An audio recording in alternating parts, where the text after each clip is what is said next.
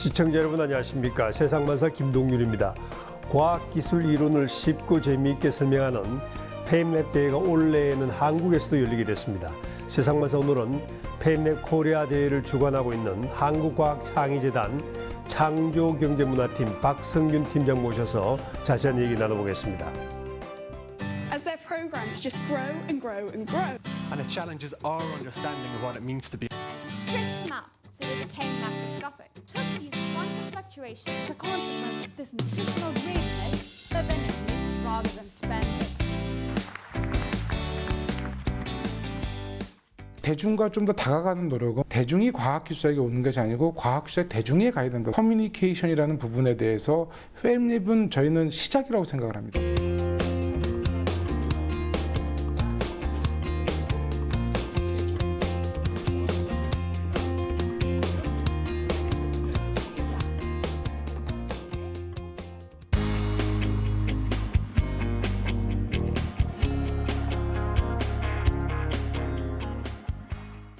박성균 팀장님 어서 오십시오. 안녕하세요. 네, 한국과학창의재단 좀 생소한데 어떤 재단입니까?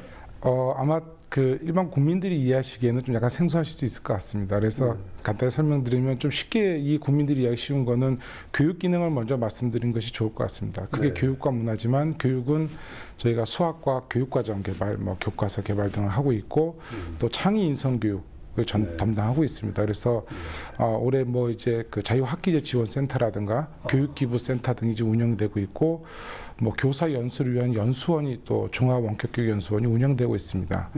이제 문화적인 측면에서 보면은 저희가 과학문화 확산, 그러니까 국민들이 과학기술 좀 더 이해하기 쉬운 그런 문화 확산이라든가 또 창조경제문화라고 해서 이제 창의성을 높이고 또 도전정신을 키우는 또 협력 문화를 조성하는 그런 사업들을 저희 재단이 지금 하고 있습니다. 네, 팀장님은 창조경제문화팀 팀장이시지 않습니까? 네, 창조경제팀은 지금 이 정권이 출범하고 난 뒤에 생긴 팀인가요?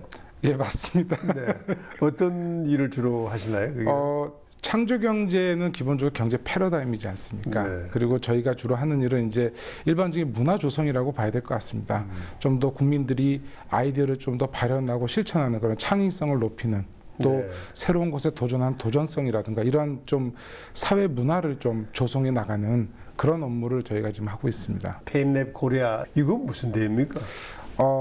아마 그 페임랩 코리아는 이제 이공개 버전의 테드 강연이라고 말씀드린 게 제일 좋을 것 같습니다. 과학기술과 관련된 주제에 대해서 이제 개인이 어떤 의견이나 생각 또 경험 등을 이제 3분 이내로 얘기하는데 테드하고 가장 큰 차이점은 테드는 15분 내외로 발표를 하지 않습니까? 그리고 PT가 있는 것인데 이 페임랩은 3분 이내에 발표하고 PT를 사용할 수 없게 하는 그런 큰 특징을 갖고 있다고 그냥 보시면 될 것 같습니다. 네. 페임랩은 아직 생소하지만 테드는 유명하지 않습니까? 예, 그렇습니다. 페임랩은 왜 이렇게 시청자 또는 국민에게 전혀 알려지지 않았을까요? 어려서 그렇습니까? 주제가? 일단 이제 그 참가 대상이 18세 이상의 이공계 관련자들로 좀 약간 그 참여 대상이 약간 제한되어 있는 건 사실입니다. 네. 그리고 이 페임랩이 유명한 것은 주로 유럽 쪽에서 유명합니다. 유럽을 기준으로 해서 이제 유럽을 둘러싸는 동유럽, 그다음에 이제 아프리카 이쪽에서 있고 우리나라는 사실 이번에 한국이 아시아에서는 동아시아 쪽에서는 최초라고 보셔야 될 것 같습니다. 홍콩이 있긴 한데 홍콩은 이제 어떤 국가라고 보기 좀 어려울 테니까요. 동아시아 쪽에서 나라로 보면 한국이 최초고 그만큼 이제 그 테드에 비해서는 아직 덜 알려졌다고 그렇게 인식될 것 같습니다. 근데 되게 이제 우리나라 이웃나라 일본에서 먼저 열리고 한국에서 오는 것이 그렇습니다. 굉장히 좀 관례적인데 그럼 페임랩은 일본어를 거치지 않고 우리가 먼저 지금 열게 되는 건가요? 예, 그렇습니다. 왜 그랬을까요? 이 페임랩은 이제 기본적으로 그 첼트넘 이제 국제 페스티벌에서 진행을 하는 건데 이것은 영국 문화와 같이 조인이 돼 있습니다. 그래서 영국 문화원은 각 국에 이제 영국 문화원 지사가 있고 그 지사에서 이제 해당 국의 공공기관이라든가 그게 협력을 해서 이제 행사를 였는데 말씀하신 영국 문화원 브리티시 카운슬 말씀하시는 건가요? 맞습니다. 그러다 보니까 이제 한국에 있는 영국 문화원이 오히려 이제 저희 쪽에 제안이 온 것이었습니다. 그렇게 돼서 이번에 2014년도 이제 페임랩 코리아를 저희가 개최하게 되었습니다. 미국은 나사에서 주관하고 터키에서 아주 인기가 있다고 그러던데. 예. 근데 왜 미국에서는 그렇게 열렬하게 이제 이 페임랩에 대해서 관심을 가지고 있습니까? 기본적으로 이제 그 과학 기술과 대중이 소통하는 문제에 대해서 과학자들이 얼마나 고민하는 정도의 차이라고 볼 수 있을 것 같습니다. 제 생각에는. 결국 거기도 소통의 문제군요. 예, 그렇습니다. 네. 예. 네. 그래서 과학자들이 일반 대중과 소통을 해야 되는데 사실은 이제 미디어 환경이 많이 변했지 않습니까? 네. 그리고 매체도 다양해지고 저 청소년들이 어떻게 보면은 TV나 기존의 신문 같은 전통적인 매체를 많이 활용하고 있지 않은 것이 사실입니다. 그러니까 과학자들이 대중과 소통할 수 있는 방법이 좀 더 복잡해지고 있는 것이 현실적이라고 볼 수 있을 것 같습니다. 저희 생각에는. 그래서 이러한 그 좀 더 쉽고 좀 더 임팩트 있게 다가갈 수 있는 뭔가의 방법이 필요하다고 저는 생각하고 있었습니다. 네, 이게 어떤 뭐 국제적인 절차가 필요합니까? 이제 이렇게 어플라이를 네. 열겠다고 그러면 심사를 해서 뭐 합격하면은 열게 주다든지 뭐 그런 절차가 있습니까? 어떻습니까? 예, 그 페임랩 국제 대회는 기본적으로 각국에서 한 명씩 추천하게 돼 있습니다. 네. 그러니까 각국의 그러니까 국가 내 지역 예선을 거쳐서 한 명을 선발해서 그 대표자들만 그 국제 대회에 진출하는 그런 형태로 지금 돼 있습니다. 그러다 보니까 그냥 개인이 신청한다고 해서 이 네. 국제 대회를 참여하고 그런 형태는 지금 현재 아닙니다. 네. 테드처럼 이게 대중과 소통한다 그렇게 말씀하셨는데 지님께서 네, 예. 근데 왜 PPT를 사용도 못하게 하고 또 예. 전문 과학 용어를 사용하는 것도 제하려고 그러지 않습니까? 네. 그거는 왜 그렇게 합니까? 좀 더 본질에 충실하는 것이 가장 좋지 않을까 싶습니다. 네. 저희가 보통 커뮤니케이션, 그러니까 소통이라고 하는 것은 서로 얼굴을 바라보고 이야기하는 것이 대부분이지 않습니까? 네. 사실 PPT라는 것은 일방향적인 방법이라고 저희는 생각하고 있습니다.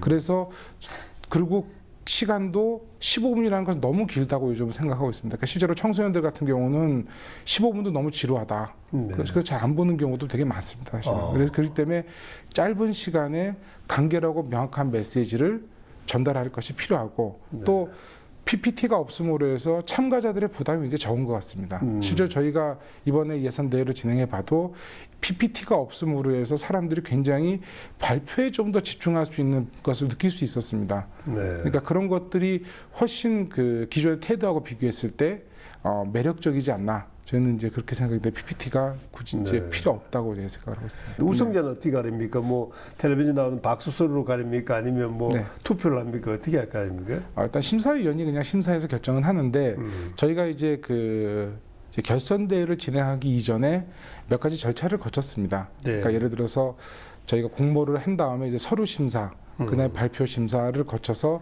마스터 클래스 교육이라는 게 있습니다. 그거는 네. 이제 영국 페임랩 쪽에서 전 세계 공통으로 발표 교육을 시킵니다. 1박 2일에 걸쳐서 네. 그 다음에 결선 대회를 거쳐서 이제 선발하는 그런 이제 과정을 거치게 됩니다. 주제는 자유라고 들었는데 네. 나라박 대회에서도 특히 뭐 인기가 있는 주제 같은 게 있습니까? 어떻습니까? 예. 주제는 뭐 굉장히 자유롭고요. 네. 다만 이제 한 가지 제한이 있다면 개인의 연구 성과나 뭔가를 홍보하는 수단으로서는 활용되는 것은 전부 다 그 심사에서 이제 그 탈락시키고 있습니다. 순수한 의도만 그렇습니다. 액셉트 예, 되는 예. 네. 그렇고 이제 가장 대표적인 사례로 작년도 이제 페임랩 세계 대회 우승자는 이제 아일랜드의 퍼거스라는 사람인데 학생인데 네. 대학원생인 것 같습니다. 근데 이 학생이 얘기한 것이 뭐였냐면 캐나다에 있는 산개구리를 주제로 얘기했습니다. 그러니까 산개구리는 겨울이 되면은 한 3주 내외로 해서 몸 전체가 온답니다. 장기가 모두 온답니다. 그리고 3주 후에 다시 그 장기가 녹는답니다. 생활을 한답니다. 정말인가요? 예, 그렇답니다. 네. 그러니까 그 전공하는 학생입니다. 네. 그러니까 대학원생인데 그래서 과연 그렇다면 이제 이 기술이 만약 이 개구리의 어떤 호르몬이라든가 이런 것이 좀 더 연구가 된다면 인간의 장기를 좀 더 오래 보관할 수 있는 방법이 생긴다고 생각을 하고 있었습니다. 우리 이 어릴 때 학생은. 보던 만화하고 똑같군요. 예, 그렇습니다. 냉동시켜서. 맞습니다. 예. 네. 그래서 이제 한마디로 영화에 나오는 네. 냉동 인간이 나올 수도 있죠. 그 기술이 발전된다면. 근데 이제 그때 질문이 나왔던 것이 그렇다면은 인간이 이것을 실현할 수 있는 현재는 불가능하다. 그 의학에서 장기를 냉동할 수 있는 시간이 12시간 이내라고 합니다. 그리고 길어봐야 24시간이라고 합니다. 그래서 네. 이런 부분들이 좀 더 발전한다면 좀 좋지 않겠냐. 이런 내용이 하나 있었고 또 2012년도 영국 대회 우수자입니다. 이제 루시 손이라는 여학생인데 이 학생이 얘기한 것은 암을 정복하는 그 방법 중에 바이러스를 이용하는 게 있는데 홍역 바이러스가 굉장히 유용하답니다. 홍역 바이러스가 암세포의 성장을 억제하고 파괴하는 역할을 하는데 거기에 대해서 이제 발표를 하는 네. 이제 그런 내용이었습니다. 그래서 아마 페임랩이라는 것이 어떤 뭐 굉장히 이제 높은 연구 성과를 나타내거나 그런 것이 아니고 사람들이 쉽게 이해하면서도 우리 일상생활에서 사람들이 다가갈 수 있는 또 실제로 혜택을 볼 수 있는 그런 부분에 대한 내용으로 발표가 진행된다고 이해하시면 좋을 것 같습니다. 우리 주변의 주제는 찾아볼 수 있겠군요. 예, 그렇습니다. 어떤 특별한 참가 자격이 있습니까? 또 관객으로서도 갈 수 있는 거죠? 예, 그렇습니다. 그래서 이 페임랩이라는 것은 참가 발표로 하는 참가 자격은 18세 이상의 뭐 과학기술과 관련된 연구자라든가 네. 또 대학생, 대학원생, 또 수학교사, 과학교사, 언론인 등이 대상으로 삼고 있습니다. 네. 그래서 과학기술을 이해하고 설명할 수 있기 어려운 인문학을 전공하신 분들은 좀 사실 참가가 좀 어렵습니다. 근데 네. 이건 대중과 소통 문제이기 때문에 모든 사람들이 참여가 가능해서 관중으로선 참여가 가능합니다. 그래서 네. 발표자들과 함께 교감할 수 있는 자리가 가능할 거라고 생각합니다. 우리나라에서는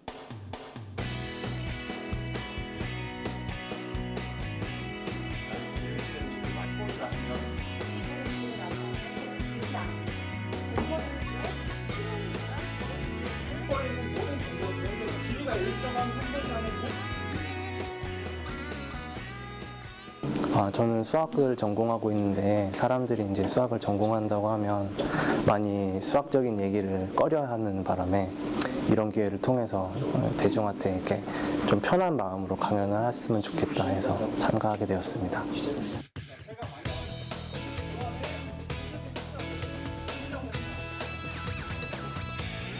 영어로 나중에 발표를 해야 되니까 그 제목을 아마 과학적인 원리나 이런 것들이 있나요?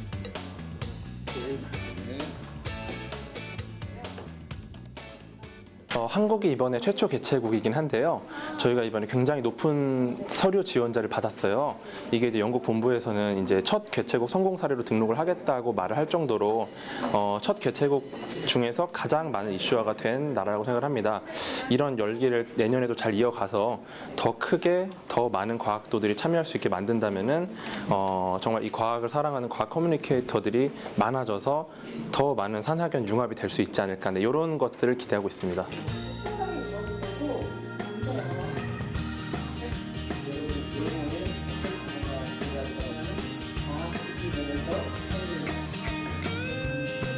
그러면 첫 번째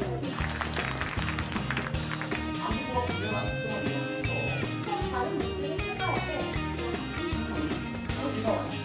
1987년에 스위스랑과 하지만 최근에 원시가 많이 알고 있습니다.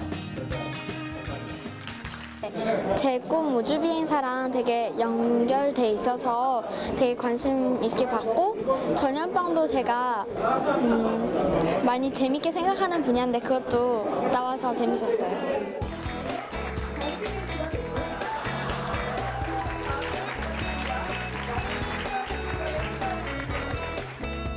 일단 제 장래 희망이 정말 과학 커뮤니케이터이기 때문에 저에겐 정말 큰 응원이 됐고요. 또 저도 앞으로 열심히 노력을 해야겠다는 걸 많이 느낄 수 있었습니다.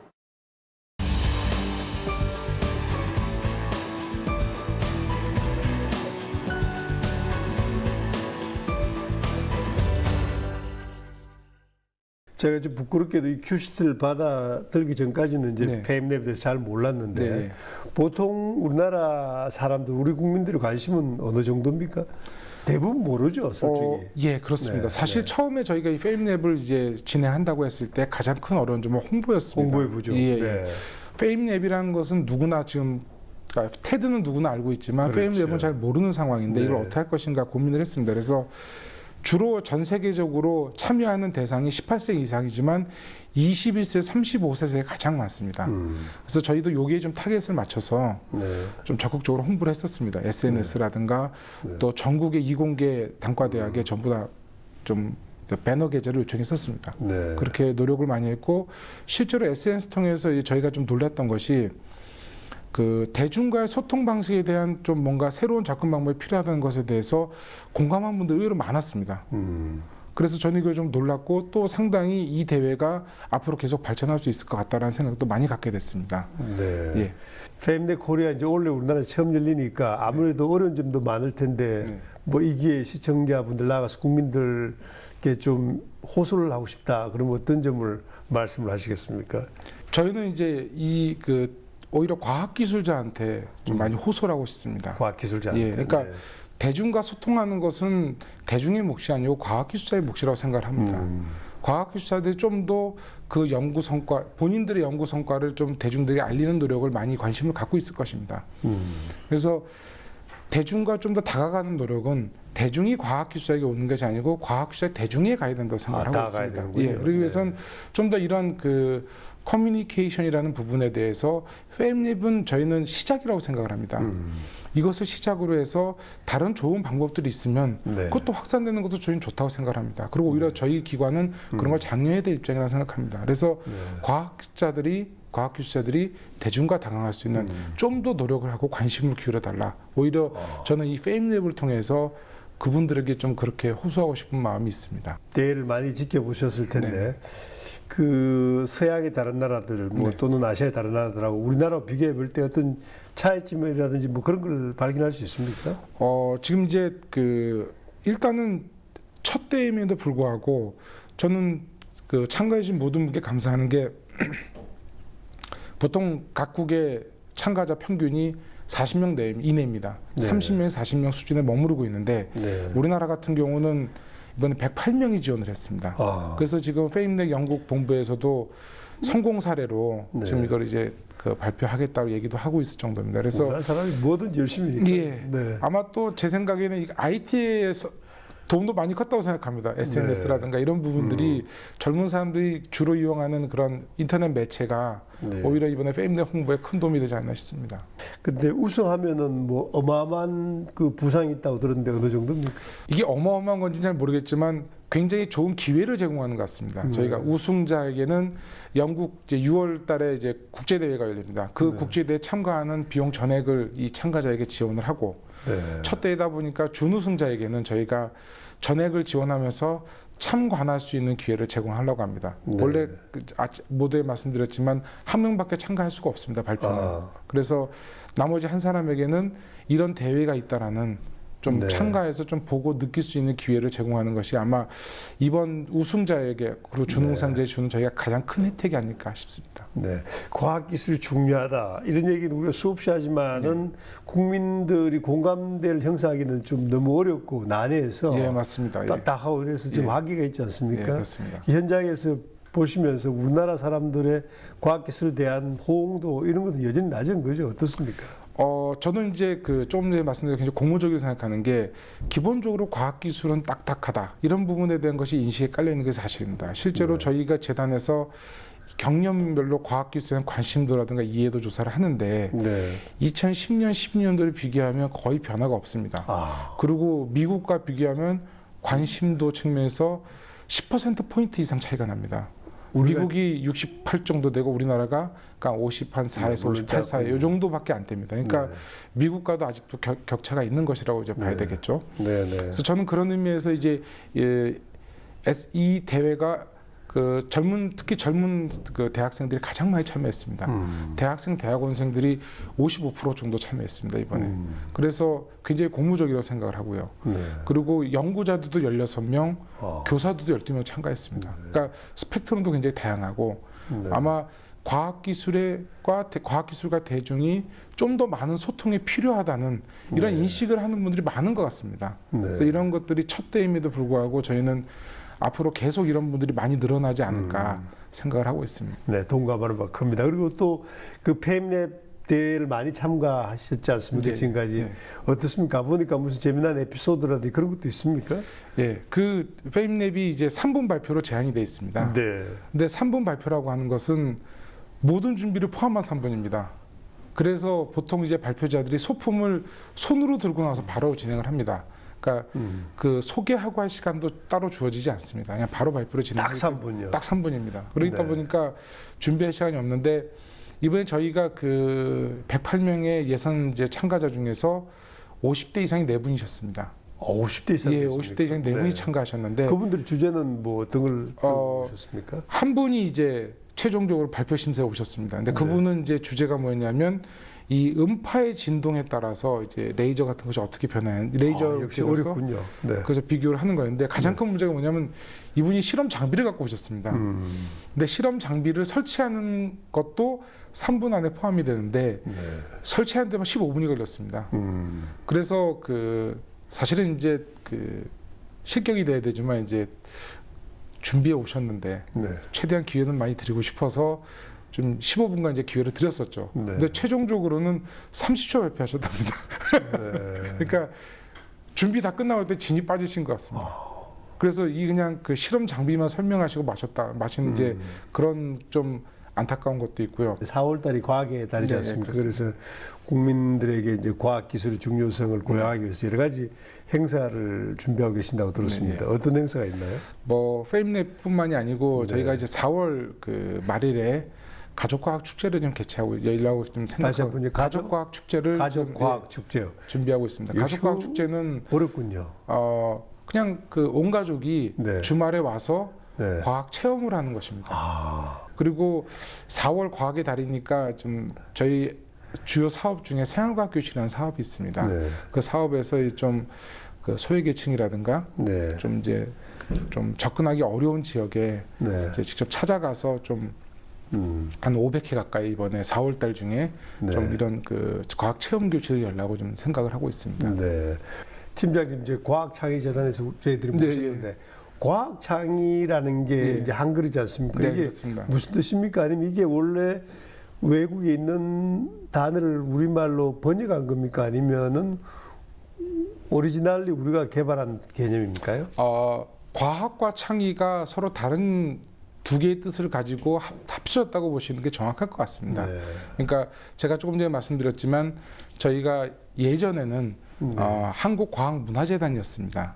그래서 과학문화 확산을 위해서 이제 활동하는 그런 이제 공공기관이었는데 이제 그 한 이제 5년 전인가 6년 전에 이제 창의라는 이름으로 창의 인성 교육이라든가 또 기존의 수학과학 교육이 굉장히 학생들에게 관심도를 많이 떨어뜨렸습니다. 무슨 말씀이냐면 피사 이제 결과를 보면은 수학이나 과학, 뭐 글쓰기, 뭐 모든 면에서 한국 학생들 굉장히 우수합니다. 그렇죠. 성적면에서는 엑설런트입니다, 진짜. 근데 한 가지 문제가 관심도는 최하입니다. 행복도가 최하입니다. 수학이나 과학에 대해서. 그렇기 때문에 여기에 대해서 뭔가 학생들이 수업 시간에 재미있게 참여할 수 있는 뭔가 교과서도 좀 개정해보고 교육과정도 바꿔보고 이러한 노력들이 이제 진행되기 시작했습니다. 5, 6년 전부터 개정교육과정에 들어가면서 그리고 그 역할을 저희 재단이 수행하게 됐습니다. 그러면서 창의성을 좀 신장하는 의미에서 과학이 있고 그다음에 창의성 신장하는 창의가 있고 그래서 한국과학창의재단이 있다고 그렇게 보시는 것이 아마 가장 정확하지 않을까 싶습니다. 그러고 보니까 과학창의재단이 이 과학의 대중화에 위해서 크게 한몫을 하고 있는 기관이군요. 감사합니다. 그리고 그 최선봉이 이제 팀장님 계시고. 아무쪼록 과학의 날을 맞아서 국민들께서도 과학에 대해서 관심을 많이 가지고 또 기왕 우리나라에서 열리는 페임랩 코리아 큰 성원이 있으면 좋겠습니다. 오늘 말씀 고맙습니다. 고맙습니다.